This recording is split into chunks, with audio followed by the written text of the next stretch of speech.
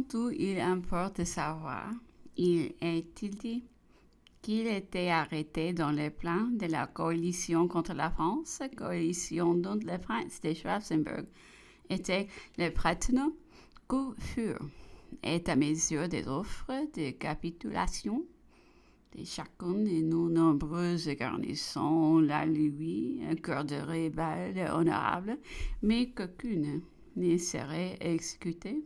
Ce point de fait matériellement prouvé le motif du refus de la capitulation suscrite à Dresde entre M. le maréchal Saint-Cyr et M.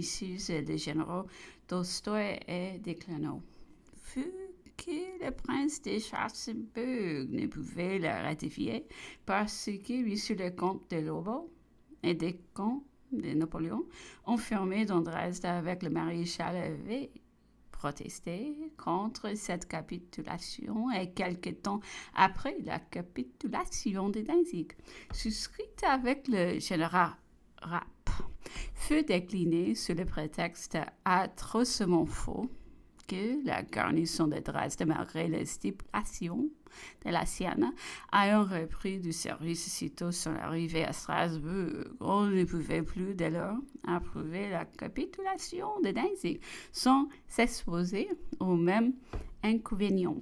Voici qui met à nous la déloyauté militaire des Alliés.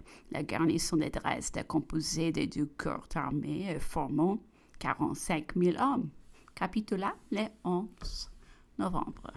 La capitulation portait que l'évacuation de la place par les Français se ferait en 6 colonnes et en 6 journées successives, que la destination générale de la garnison serait Strasbourg. Cette capitulation s'exécuta. Quant à l'évacuation par nous et à la prise de possession par l'ennemi, mais notre 6e colonne avait à peine fait une journée de route hors de la ville que l'on déclara que cette même capitulation était déclinée et rejetée par le généralissime prince de Schwarzenberg au texte d'un ordre du 19 novembre.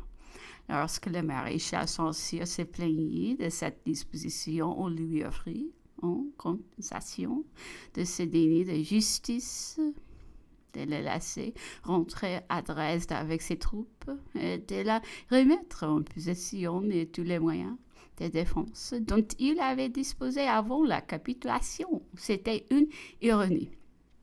Le maréchal négociant vint puis l'exécution littérale de tous les articles consentis avec pouvoir valable par le comte de Clermont, forçut puis cette malheureuse garnison disloquée et coupée de se rendre aux différents cantonnements qui lui feront assigner dans la Bohème, au lieu de poursuivre sa marche vers le Rhin. Le maréchal outré de cette violation manifeste des Pachas put en prévenir Napoléon, un officier supérieur, mais les Alliés retarderont sa marche sous divers prétextes. Il n'arriva à Paris que le 18 décembre. La série des événements postérieurs avait rendu le mal sans remède.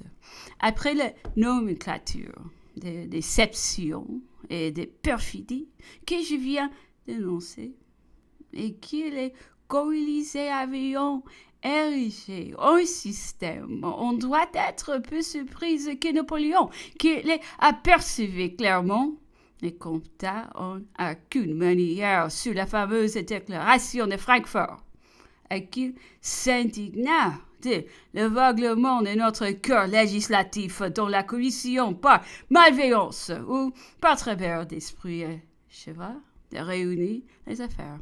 Napoléon fut plus d'une fois sur les points de demander cette commission, me disait-il, afin de s'entretenir confidentiellement avec elle et à cœur ouvert sur le véritable état des choses et le péril imminent dont nous étions menacés. Parfois, observait-il, il pensait qu'il eût indubitablement ramené l'heure cœur français parfois résultait au contraire. Certaines opinionnateries, peut-être malveillantes, qui ont peut faire dégénérer l'affaire en polémique, ce qui veut l'esprit du moment. Eux encore affaiblis, nous ressus et hâté la dissolution. L'empereur est venu souvent et en diverses circonstances sur ce point critique de nos destinées. Je l'ai toujours passé parce que le détail non présentait rien d'agréable ni de consolant. Mardi 3. Très bienfaisant ce voyage à Amsterdam, les Hollandais. Massacre de septembre sur les révolutions en général, fatalité contre Louis XVI. Sur les 3 heures, l'empereur a fait demander dans sa chambre. Il a achevé sa toilette. Et comme il pleuvait en ce moment, il a gagné le salon où il m'a dit des choses fort curieuses qu'on supposerait le concerner et dans lequel j'ai joué un grand rôle. Plus tard, l'empereur a essayé quelques tours sur l'espèce de prairie qui avoisine sa bibliothèque. Les vents étaient très violents, il est rentré et s'est mis à jouer au billard. Chaud dont il se doute à peine. Dans les journées, l'empereur disait que voyageant avec l'impératrice, il se trouvait au jour à déjeuner dans une des îles du Rhin. Une petite ferme était dans le voisinage pendant qu'il était à table. Il en fit venir les paysans, les questionna sur tout ce qui pouvait le rendre heureux, lui dit de le demander hardiment et pour lui donner plus de confiance, et lui fit boire, disait-il, plusieurs verres de vin. Les paysans moins circonscrits étaient mieux avisés que dans les 3 souhaites parcourut le maximum de tous ses besoins. L'empereur commanda au préfet de pourvoir sur les champs. On fit le compte et la somme ne s'élevait pas au-dessus de 6 à 7 000 francs.